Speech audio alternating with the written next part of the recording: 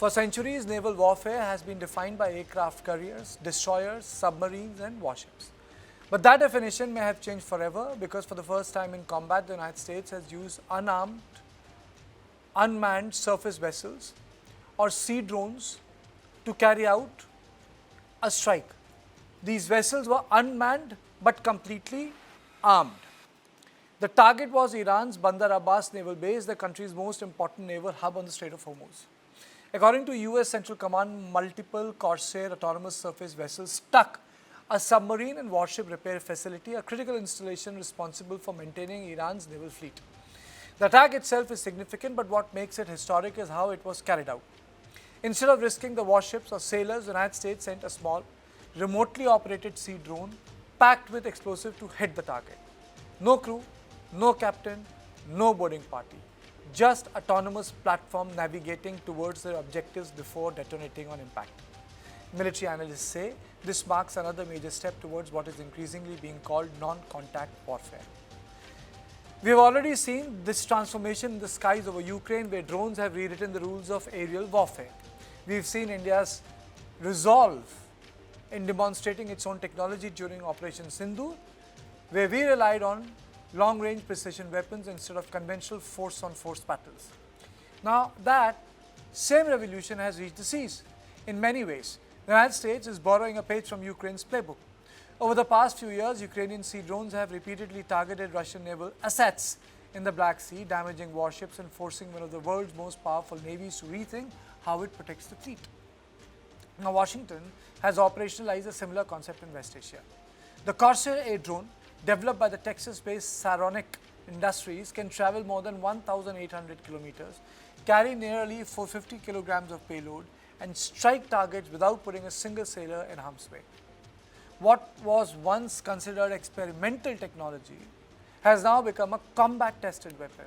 And this raises a much larger question.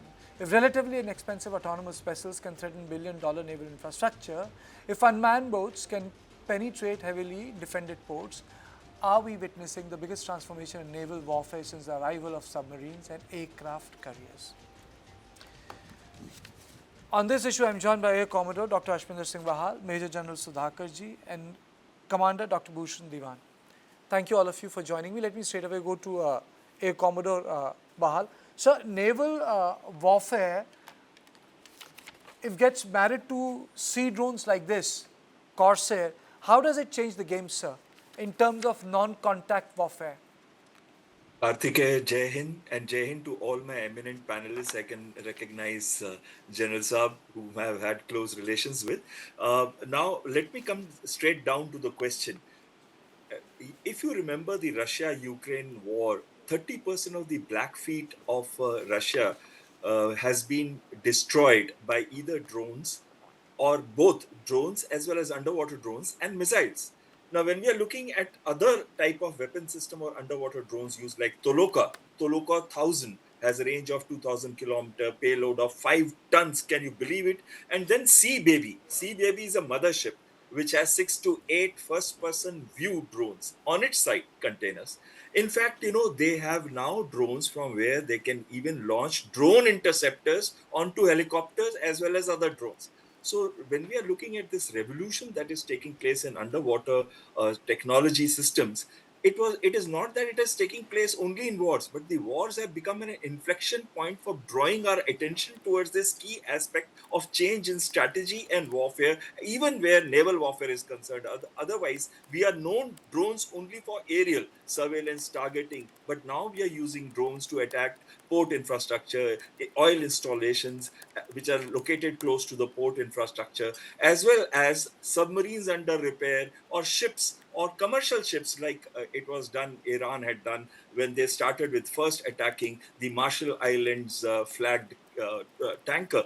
Now, most important thing that comes up in this is that drones have become a strategic disruptor and need to be taken into account in our strategy because as the technology is evolving, the drones are becoming more stealthier, longer ranges, and more effective with greater kill probabilities. And they themselves are becoming motherships now.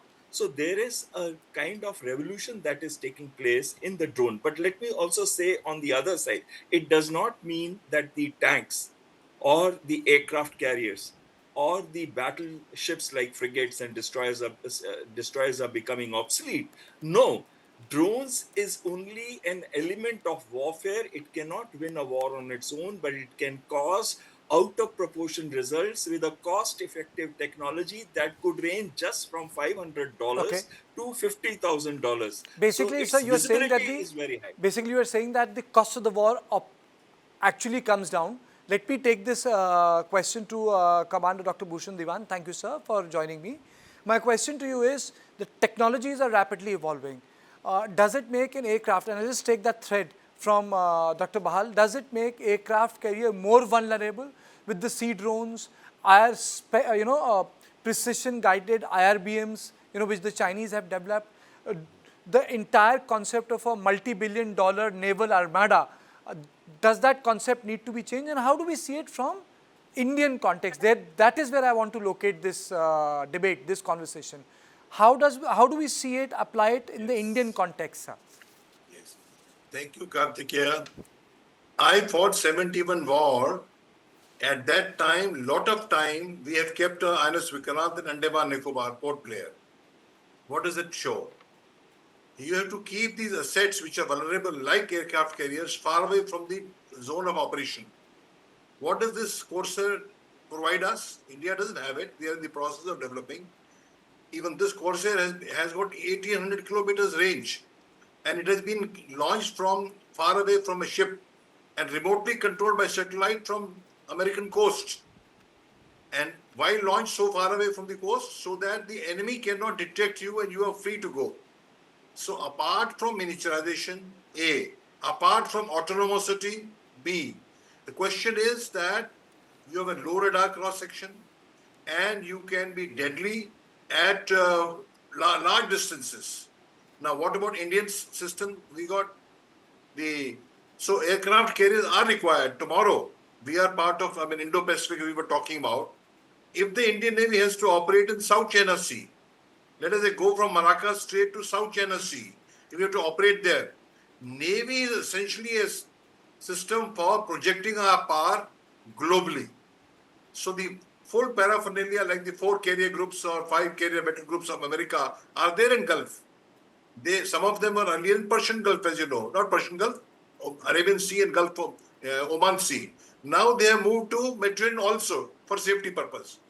But for projecting their power, the surface vessels like aircraft carriers, cruisers, destroyers, this flotilla has to go at least reasonable distance, maybe 800, maybe 1,000 kilometers from the point of attack. You can't be doing everything autonomous from, let's say, Texas or American coast. So this is a combination of, a hybrid combination of typical conventional surface vessels and the attack vessels like USVs. Even USV is what? Underwater, unmanned surface vessel. Surface in the naval parlance means moving on ship, moving on water surface. And similarly, you have underwater vessels like a submarine which is autonomously controlled. So this is a combination. Till maybe after maybe 2 decades, 3 decades, whole thing becomes everything. Only machines are fighting, and we are watching them side. Even today, we know, Kartikeya, we are talking about autonomous cars, taxis. Drivers are not required. So it is like that. But time will come, and there again, due to satellite communication, you have still the human control on top of it. So this is a continuous journey. I'm very happy with Commodore Bail's point. We need to, this one more point is stressed here. Every technology used in the civil world or by humanity, by the globe, it mostly originates from defense. Defense is all dual use technology. Therefore, many times when we feel we are investing in defense, perhaps we are pouring money down a well. It is not so. Look at space. Look at the internet, which came from DARPA, American project. Look at atomic power. Everything has got dual use. Oh, And it has absolutely, absolutely, sir. Long time, my professor Jeet Singh Oberoi, a very noted sociologist, uh, in Delhi School of Economy, and probably the only sociologist of science.